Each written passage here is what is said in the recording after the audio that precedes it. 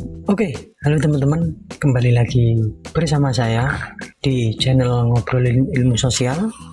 Kali ini kita akan membahas beberapa hal ya tentang teori produksi dan biaya, rahasia efisiensi perusahaan yang harus kalian ketahui. Pertama-tama kita akan membahas secara definitif apa itu yang dinamakan produksi. Di sini produksi merupakan kegiatan menciptakan atau menambah nilai guna barang dan jasa. Di sini ada dua contoh. Yang pertama adalah petani, yang mana ini menghasilkan ya hasil pertanian, bisa berupa beras, sayuran, buah-buahan dan sebagainya. Ini termasuk dalam menciptakan atau menghasilkan nilai guna barang dan jasa. Menciptakan nilai guna ini petani. Di sisi kanan ini kita lihat ada pengrajin mebel atau pembuat kursi, meja dan lain sebagainya yang mana memanfaatkan barang-barang seperti kayu. Nah, ini merupakan contoh kegiatan produksi yang mana ini menambah ya, bukan menciptakan tetapi menambah nilai guna barang dan jasa. Misalkan di sini ada kayu. Nah, ini diubah ya, atau diolah menjadi kursi, yang mana kayu ini nilainya menjadi bertambah, yang mana yang sebelumnya kayu ini ketika tidak dibentuk apapun dia tidak akan berguna, ketika ya dibentuk seperti kursi, seperti meja, ini akan berguna. Nilai tambahnya, nilai gunanya akan bertambah. Intinya seperti itu. Kita masuk ke faktor produksi, yang mana faktor produksi ini ada faktor produksi asli dan turunan. Faktor produksi asli ini yang sudah tersedia di alam tanpa campur tangan manusia. Contoh sumber daya alam dan sumber daya manusia. Ini sudah asli ada di dunia. Lalu faktor produksi turunan. Ini ya yang bisa diciptakan atau dibuat oleh manusia. Contoh modal, kewirausahaan atau entrepreneur, dan teknologi. Ini semuanya ada ya peran manusia di sini. Oke, kita langsung masuk kepada teori produksi. Yang pertama adalah the law of diminishing return. Di mana di sini law hukum, diminishing ini penurunan ya, return ini hasil. Jadi di mana kalau digabungkan teori the law of diminishing return ini merupakan suatu konsep ekonomi ya, yang menyatakan bahwasanya ketika menambahkan satu faktor produksi saja secara terus-menerus, ini contohnya misal tenaga kerja, sementara faktor produksi yang lain ini tetap atau konstan, maka tambahan output atau tambahan hasil akan semakin kecil setelah mencapai titik tertentu yang namanya biasanya titik jenuh. Oke, ini ada suatu kasus yang mencerminkan pengertian ini, yaitu jumlah tenaga kerja ya di sini. Semakin ke bawah ini tenaga kerjanya semakin meningkat. Total output ini juga semakin meningkat.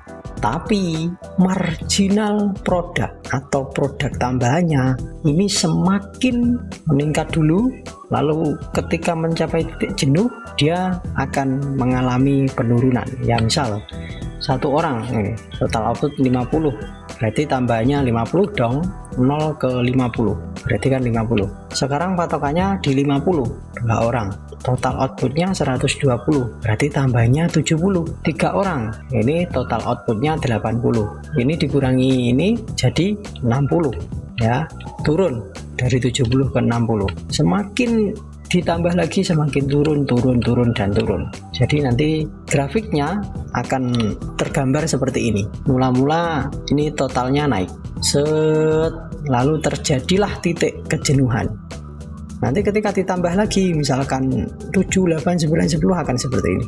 Untuk ini total output atau total produk. Untuk marginal produk ini satu orang 50, 2 orang ke 70, 3 orang semakin turun tambahnya, semakin turun dan turun. Ini kalau dipaksa ditambah lagi ya turun bahkan sampai minus. Itu merupakan konsep the law of diminishing return. Semoga mengerti. Yang kedua adalah teori produksi return to scale, di mana ini yang ditambah, ini inputnya bukan hanya satu faktor saja, tetapi menambahkan semua input. Jadi misalkan tenaga kerja ditambah, terus bangunannya juga ditambah, mesinnya juga ditambah, dan lain sebagainya. Maka ini akan secara jangka panjang ini memungkinkan 3 kondisi. Yang mana kondisi pertama adalah increasing return to scale, atau ketika output meningkat lebih dari proporsi input. Jadi misalkan ada pabrik roti, dia misalkan inputnya ini ditambah misal 10%, lalu outputnya ini ternyata meningkat lebih dari ini, misalkan 20%. Nah, ini dinamakan dengan increasing return to scale. Yang kedua, constant return to scale. Ini antara peningkatan input dan outputnya sama. Jadi misal inputnya 10%, terus outputnya juga 10%. Ini konstan. Nah, yang selanjutnya adalah decreasing return to scale. Ini output meningkat kurang dari proporsi input. Jadi misalkan input 10%, outputnya ini misalkan cuma 7%. Nah, ini namanya decreasing return to scale.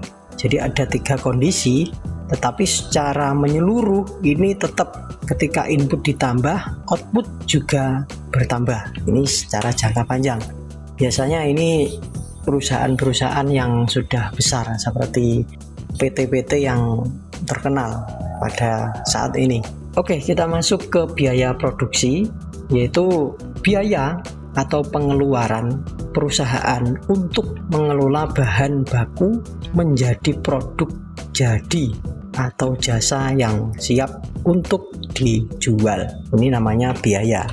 Biaya ada beberapa, ini dibagi menjadi 4. Biaya tetap atau fixed cost, biaya variabel atau variable cost, biaya total atau total cost, dan biaya rata-rata atau average cost. Nah, apa itu biaya tetap? Biaya tetap itu misalkan produknya meningkat atau menurun, itu biayanya tetap. Misalkan di sini sewa, itu tidak peduli berapa produk yang dibuat, misalkan 100. Membuat 100 produk ataupun membuat 200 produk, 1000 produk, itu biayanya tetap sama.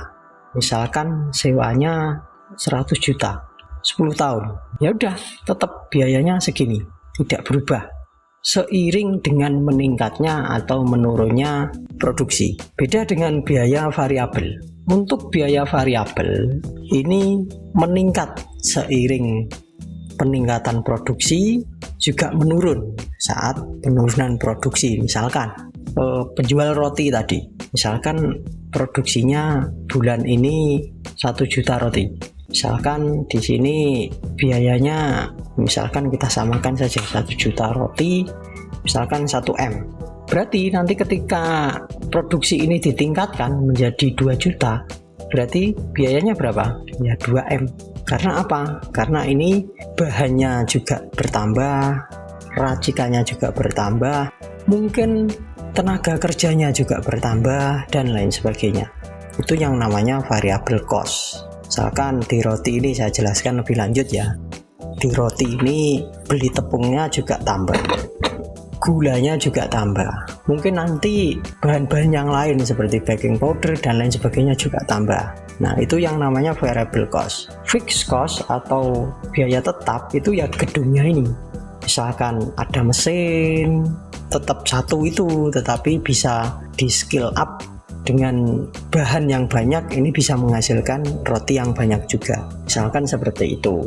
Lalu total cost atau biaya total, ini ya tinggal nambah saja biaya tetap dan biaya variabel ditambah menjadi total cost, mudah. Terus biaya rata-rata, ini biaya total dibagi dengan kuantitas. Total cost dibagi quantity. Kalau kuantitinya 1 juta ya dibagi 1 juta, kuantitinya 2 juta ya dibagi 2 juta, gitu ya. Oke, ini ada contoh biaya produksi yang akan kita bahas untuk caranya seperti apa. Pak Budi mempunyai usaha roti, fixed cost-nya 1 juta, variable cost-nya ini 500 rupiah per roti. Dia memproduksi 5.000 roti, berapa total cost-nya? Kita hitung total cost, berarti total cost fixed cost ditambah ini per roti ya. Kalau 15 roti berarti ya tinggal dikali, ini dikali dulu, jadi berapa ini? 500 dikali 5.000, ini 25, nolnya tambah 5. Oke, 2,5 juta variable cost. Jadi ini ditambah 1 juta, tambah dulu, jadi 3,5 juta. Gini aja biar cepat, 3,5 juta ini untuk total cost. Terus average cost-nya berapa? Ya sudah, 3,5 juta dibagi dengan quantity, ini 5.000. Nah, juta ini dibagi dengan 1.000 ini jadi oke. Terus ini dibagi ini jadi 7, berarti average cost-nya 7.000. Nanti kalau salah hitungannya dihitung sendiri ya, ini soalnya nggak pakai kalkulator. Dan total cost-nya 3,5 juta. Cara ngerjakannya seperti itu. Kesimpulannya, dalam memproduksi suatu barang kita membutuhkan perhitungan supaya produksi yang terjadi itu menjadi efisien. Yang mana ketika produk ini efisien, biaya yang dibutuhkan ini bisa cenderung untuk ditekan, yang mana itu membutuhkan pengelolaan biaya atau keuangan yang bijak. Oke, misalkan kalian bayangkan aja, kalian punya uang modal 1 juta. Kira-kira usaha apa yang akan kamu buat? Nanti komen di kolom komentar ya. Oke, sekian saja, mungkin cukup agak panjang, semoga tidak pusing ya. Thank you, sampai jumpa di video selanjutnya.